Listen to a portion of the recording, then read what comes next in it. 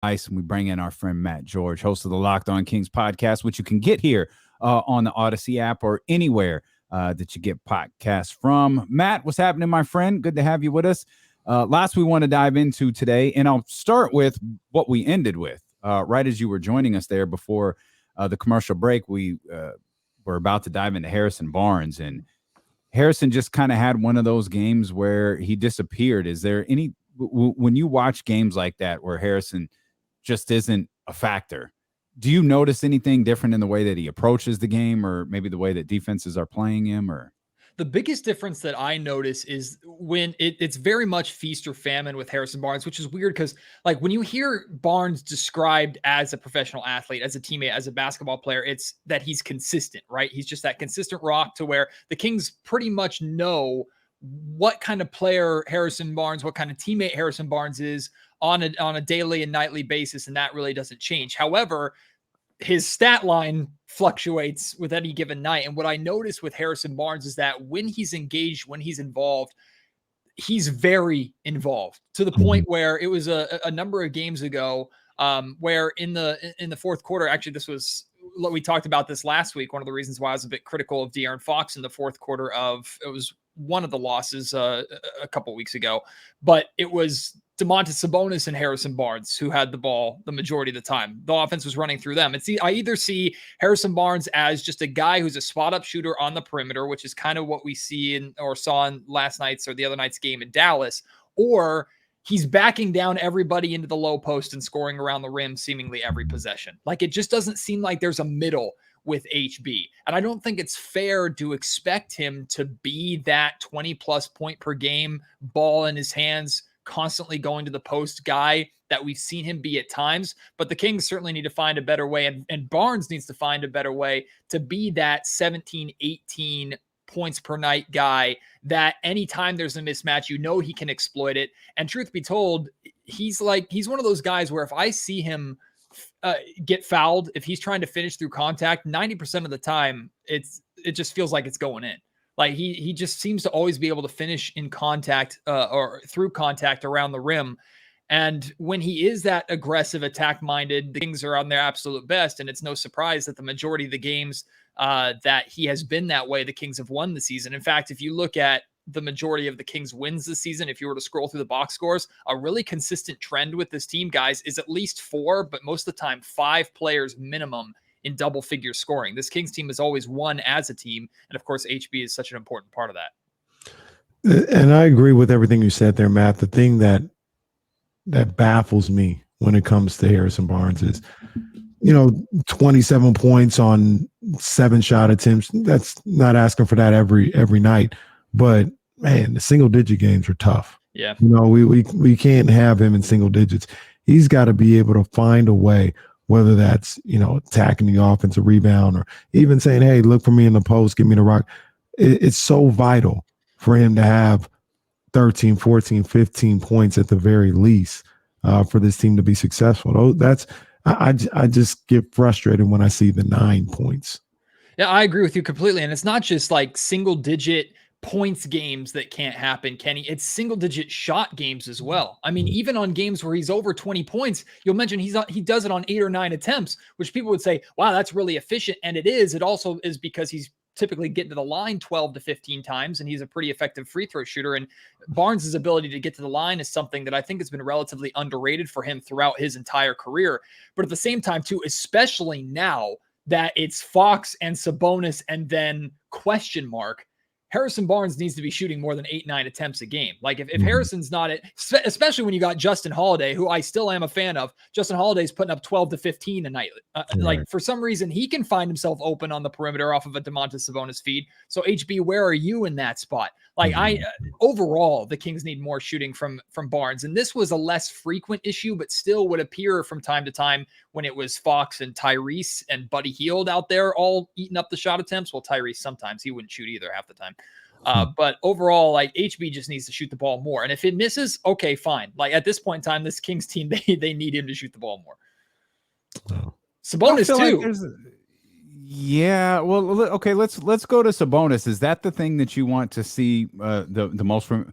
obviously the number one thing we'd like to see is some magical way for him to stay out of foul trouble. But it still feels like sometimes he leaves something out there offensively. And I don't know if that's his desire to find guys because he's such a great passer and that shows in his assist totals. But do you want him to be more aggressive with his shot attempts also? I think what I want to see is on nights where one of the two guys, Fox and Sabonis, I'm talking about, on nights where one of them is going off, when Fox is putting up 44, why can't Sabonis put up 20? And Sabonis had a game earlier in his Kings tenure. Did he score 30 or he hovered around 30 or something like that? Like 33 or something like that. Yeah, and Fox was a non-factor in that game. I want to see when one's on, the other is supporting. I mean, that's a consistent thing that you see with teams with like a big two guys. When you guys are talking a lot about Jason Tatum earlier, when Tatum's going off for 30 or 40, Jaylen Brown's typically right behind him with 25, 30, and the Celtics need him to be that in order to be their best version of themselves. So, of course, comparing Fox and Sabonis to Brown and Tatum, it might be a bit of a stretch, but I mean, that's what this Kings team needs out of the two of them. So on a night like the Dallas night, guys, when I see De'Aaron Fox going off for 44 and there's so much attention on him because nobody can guard him and all five guys are trying to meet him at the rim and still can't touch him, I need Sabonis to be more effective, whether it's as a passer, spacing the floor, hitting mid-range jumpers, or just aggressively attacking the basket. It always has felt like with this team, regardless of who is on the floor, because this was a problem with Fox and Halliburton as well. When one guy is getting his, everyone else just kind of steps back a little bit. I want them to push more, even with Fox doing the things that he does, because 44 points from De'Aaron Fox, you should never be losing a game when your guy's scoring 44 points, especially when it's an efficient 44, when it's not just garbage time. But I mean, he had the majority of his points when the Kings were up by 19.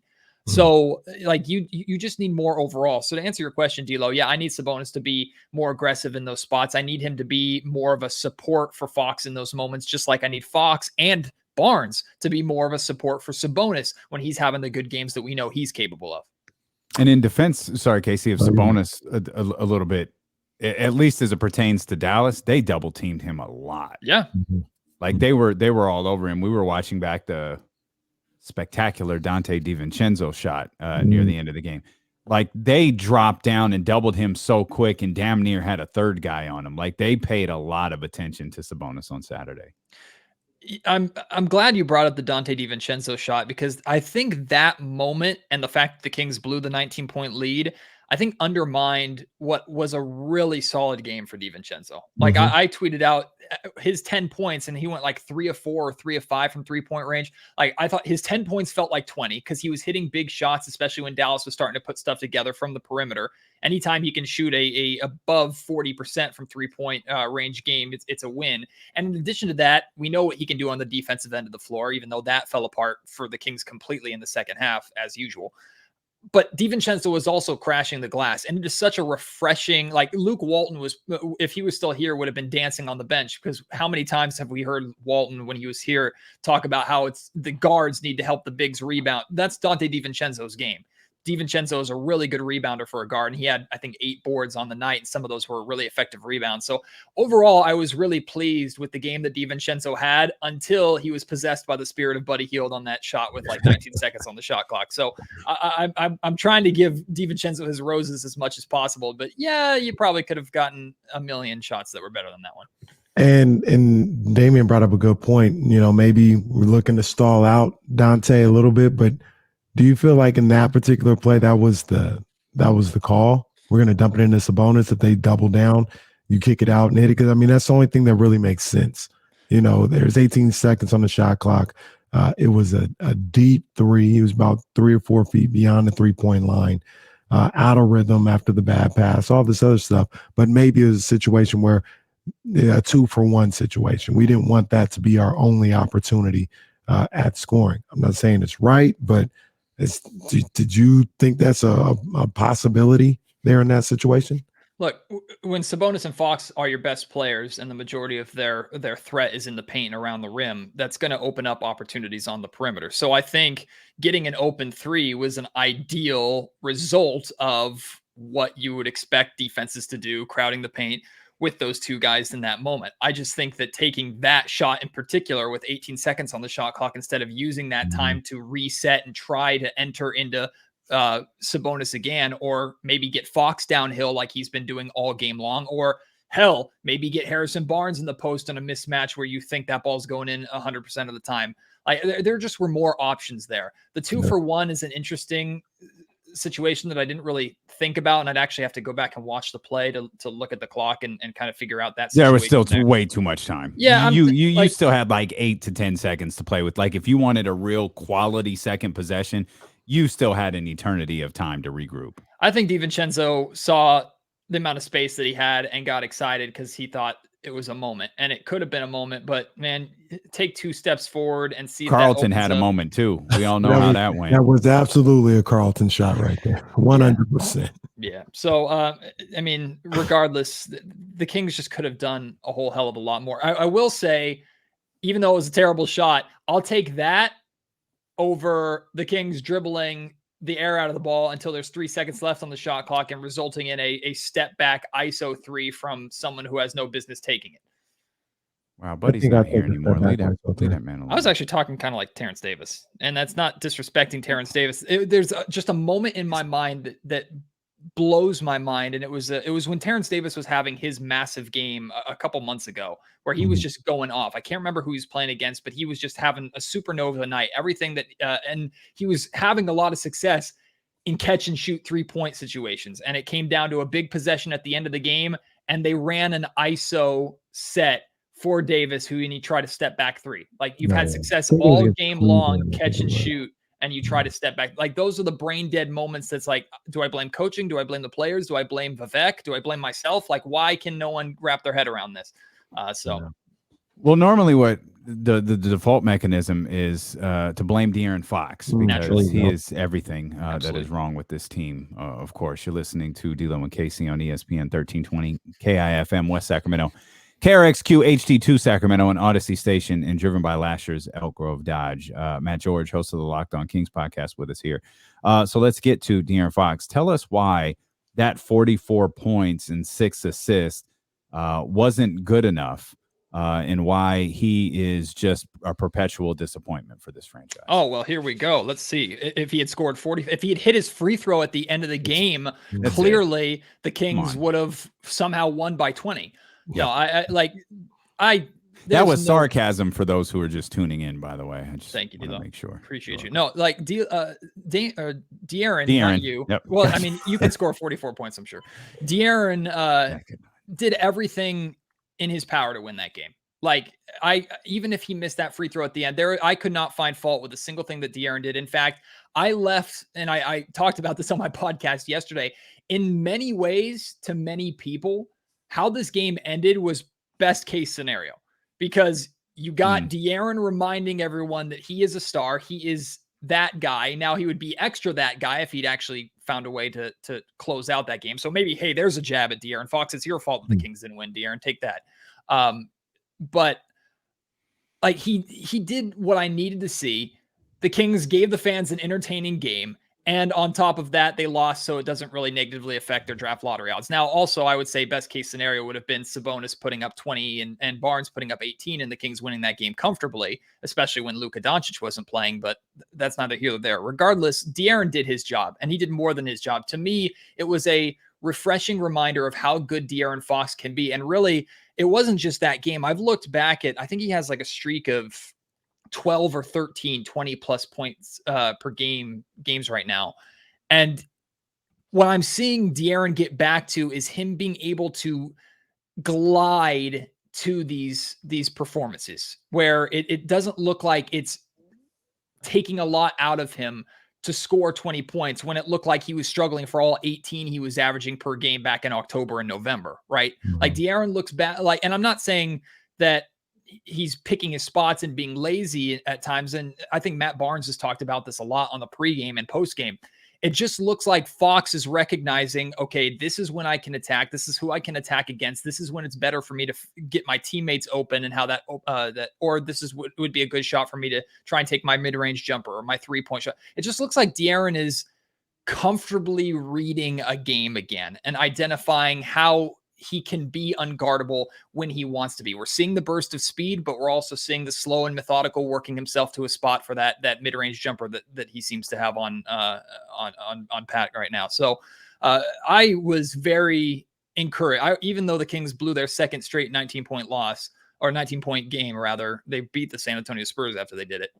Like I left that game feeling overall encouraged because I got a reminder of what De'Aaron Fox is and can be for this Kings team going into next season, which is, of course, going to have a lot of significance placed upon it. De'Aaron Fox, since February 1st, 28.3 points a night. That's good for 10th in the league in that time. Since January 1st, since the first of the year, 26.1 points a night. That's good for 12th in the league in that time. And the entire league is shooting 50%, 51% in that time as well, man. So he's absolutely been balling. Is there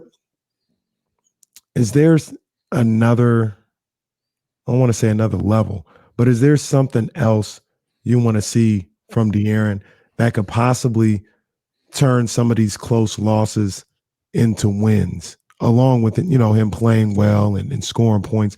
Is there something that say, hey, maybe, if he could add this to his game, that might help the Kings get over the hump? I think if he could carry out the way that he's been playing, continue this streak of 20 points per game in every game that he plays for the remainder of the season, I think that's enough for me, at least this year, regardless of if the Kings make the play-in or not. But I'm really going to be paying very close attention to October and November this year, because assuming Fox and Sabonis are still together going into next year, which I would be shocked if that wasn't the case, even though I also wouldn't be surprised if McNair at least fields calls on De'Aaron this offseason. Assuming those two are together and assuming McNair does his due diligence in trying to improve this roster further, the expectations are 100% that this team has to be a playoff team, not a play-in, but a playoff team next year. And Fox's primary excuse that he's had for his entire career, that he's never had a partner, big star type player to play with, like that excuse is completely gone. So if he comes out of the gate slow, like, oh, Fox always gets off to a slow start, he'll be just fine. Like, you don't get that excuse from me next year. Yeah. So I think that's where I'm looking more forward to is the sense of urgency from day one of, even no matter what the Kings do this offseason, there's nothing they could do short of landing a super megastar, LeBron James walking through that door, or Giannis Antetokounmpo walking through that door. There is nothing that the Kings can do this offseason where they deserve to come into next season with any kind of swagger. They got to earn that. And that has to start, to me, with De'Aaron Fox. So it's less about, Kenny, what he does for the remainder of this season, although I'd love to see this momentum continue and chemistry continue to build between Fox, Sabonis, and the others who I know are going to be around next year, like Mitchell, DiVincenzo, Barnes, potentially. Like, I want to see that for this year, but the next step for me with De'Aaron Fox starts in October. And that's actually something Kenny and I were talking about earlier. Like, it almost has people approaching what we're seeing right now with skepticism. Like, no, this is great. De'Aaron's playing really well. But ultimately, like, if he doesn't do exactly what you just said, if we don't see this sense of urgency from him out the gate, and the frustrating part, and rightfully so, like, fans have the right to be frustrated. When I say out the gate, I'm talking game one. Yeah. Like, if it's not 28-6 and, 5 or whatever, game one. Mm-hmm. Oh. What Tyrese do tonight, huh? Pacers are 1-0. Like, it becomes like it's just becomes this like season-long thing where I'm with you. I need to see De'Aaron rock at the beginning of the season, because right now it's like, this is great. It's a reminder. It's awesome. Man, we saw this last year. Yeah, we saw him do it. We saw him do it late last year. I need to see him do it for a season. I think, to me, it's play like this when you're on even ground. Play like this when you're 0-0 or 1-1, when you're not in a deep hole that you need to play near perfect basketball in order to climb yourself out of, like the Kings are in this play-in race. As much as Fox wants to take the podium after a win or a loss and say, we're going to keep playing every single night until we're mathematically eliminated, like, why start that earlier? And I don't think we've seen Fox really at any point play with a 500 or above record when he is playing on that level. It's always been, well, the Kings have needed Fox to climb themselves out of whatever deep, dark pit that they're in, usually by December. So to me, we know you can do it, Fox, and we know you're capable of being that guy. Why can't you be that guy and help this team start 3-2 or 4-1 or 4-2? Like, why can't you be that guy then instead of trying to get this team back to 500 in late November when you're already 8-12? Like that, I think that's my big question with him. Yeah. Davion Mitchell went back on the downside of the roller coaster from the game on Saturday. Are you expecting this from him from the rest of the season? Like, do you think this is just how his rookie year is going to go? Do you think that's more of a role situation as opposed to his rookie year? What are you seeing from Davion right now? I don't think it's a role thing, Kenny, because in reality, with the exception of him starting a handful of games when Fox was out next to Halliburton, like, his role has been pretty consistent all season long, which is coming off the bench, play defense, and he's gotten better over the course of the season at finding out how he can be an effective offensive player. The problem is there are nights where it looks like everything that he puts up is at least a good look, and then there are other nights where it's like even when he gets to the spots that we know he has confidence in, everything's rimming out or it's coming up short.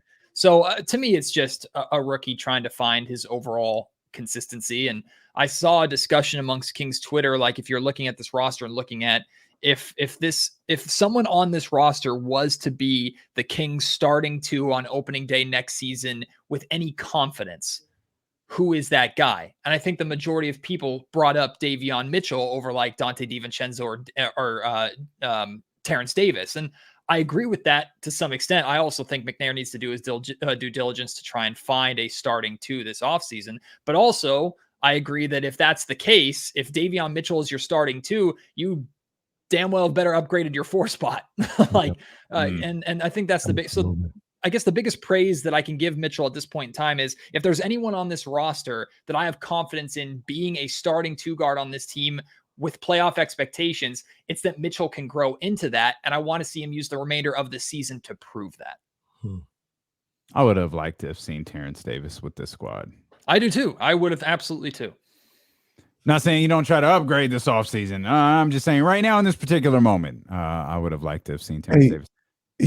He's just completely out, right? I know before it was like 3 months. Gone. We 3 months, that goes into April, but what if it was April 1st? Oh, stop it. Well, see, when the Kings make it to the second round, he'll make a triumphant return. Well, no, he's thinking about the game 4 of the first round of the playoffs, where Rick Ross will be performing at April 24th. Cesar Chavez, we go right over to Golden One Center. You're drinking. You're dipping into that McQueen early again. You and Matt George. You and Matty McQueen. Looking for the sweep. The Suns. Have him perform in Doko. They've shown they can set up a stage in Doko. Have Rick Ross perform in Doko. Well, I mean, let's be real. Rick Ross should be performing inside the Golden One Center. But I'll take Cesar Chavez Park. Like that's going to work for us. We'll talk a lot more about that concert as we get closer on April 24th. You kind of alluded to this earlier. What do you want? What do you want the Kings' approach to be the rest of the season? Man, I'm sure I've pissed off some of my listeners on Locked On Kings because I'm like a teeter-totter with each passing day. Yeah, it's a talent. But it goes back and forth with me because, and I dedicated a whole podcast to this, the debate between, is it better for draft lottery odds or is it better for the Kings to win games right now? And I basically separated it with a head argument, like your brain is over here and your heart is over here. Like my brain is on the side of statistically, logically, like if you're looking at things as a strategy game, the draft lottery is probably the best route to theoretical long-term success, even though it's a crapshoot, it's a lottery, and we know the Kings and their draft history. Compared that to the very slight chance that the Kings put together enough of a magical run here to make the play-in, let alone the playoffs themselves. That's the head argument. But the heart argument is, like, I see what's on this team now. I want to see what's on this team successful right now. Even if they don't make the play-in or the playoffs, if I'm seeing Fox and Sabonis and Barnes and Mitchell and DiVincenzo playing well together to where I can go into this offseason with the confidence that the Kings have something here that with the addition of a couple pieces and a good offseason from Monte McNair, I am confident that this team is a contender for a playoff spot next year, which they should be with Fox and Sabonis as their big two.